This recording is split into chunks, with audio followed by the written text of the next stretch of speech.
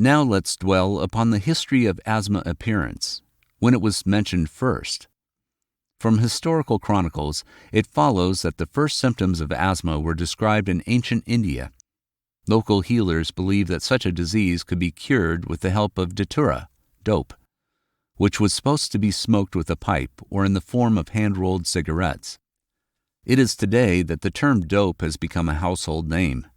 However, since ancient times, it has been one of the Ayurvedic remedies, dosage forms of natural origin, which had become widespread for the disease's prevention or treatment in India.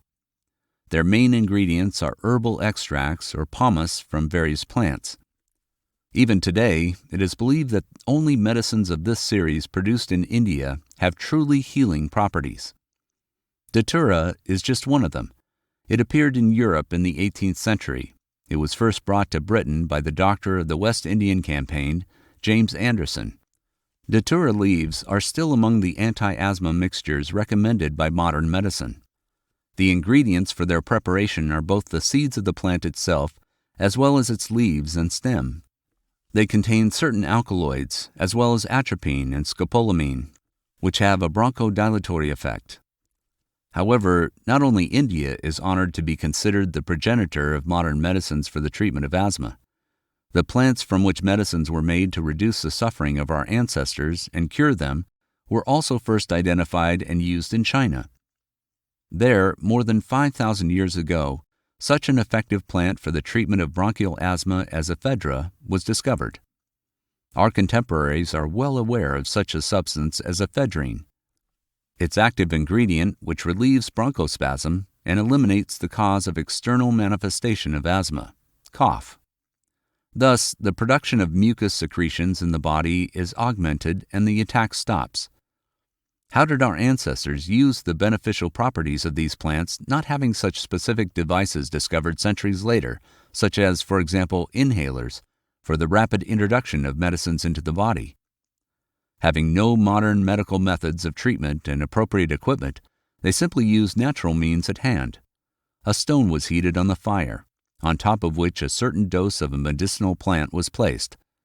They then covered the heated ingredient with a vessel with holes in it, inserted the stems of a tubular plant, usually a reed, into them, and breathed, thus performing the function of inhalation. It was this method of treatment that was described in the famous so-called Eber's Papyrus. This ancient document was discovered in Greece in 1862, from where this method of relieving the syndrome and treating asthma was spread throughout the world. Papyrus was in the city of Thebes, in one of the mummies' tombs.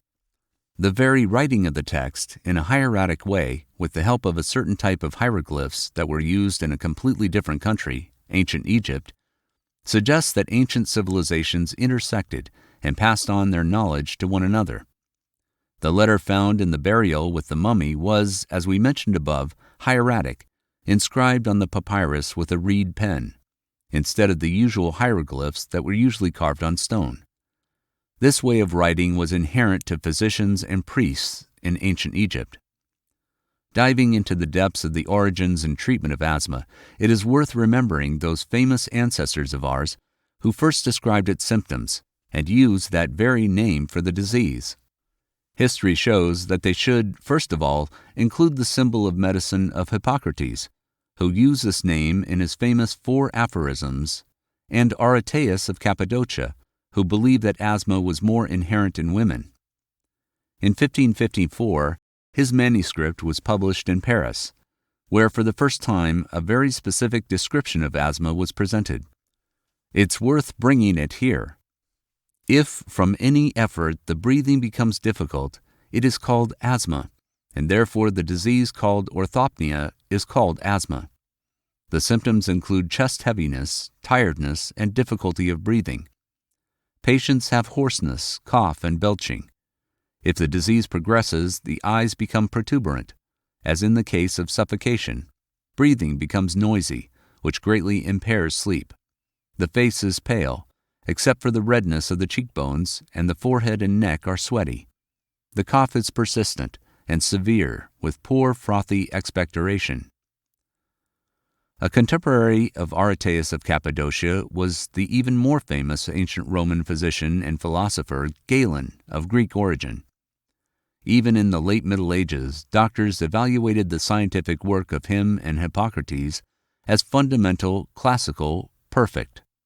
This fully applied to the work in the field of asthma. That is why it is believed that the next serious scientific research on asthma dates from as early as the mid to late 19th century. Among the most fundamental of these are the scientific achievements of Enrico Salter, who himself suffered from asthma, and published his conceptual work on asthma in 1860. It is in his works that the description of the influence of animals on the development of asthma in humans, emanation, is considered a classic. It is also worth quoting. This is an unusual occurrence for me. The asthma is triggered by the proximity of a domestic cat. The symptoms are very similar to those of hay fever. I think that this asthma starts when I sit near the toilet and the cat lies on the carpet, but there is an effect. When a cat approaches my feet or is in front of my face, an asthma attack occurs immediately, and it is accompanied by hyperemia, eyes itching, rhinorrhea, and itching of the face. Once the cause is removed, the symptoms begin to disappear within 5 minutes. Needless to say, modern asthmatics who have an allergic reaction to animals can fully confirm Enrico Salter's words. His description of an allergic reaction is so verified and accurate.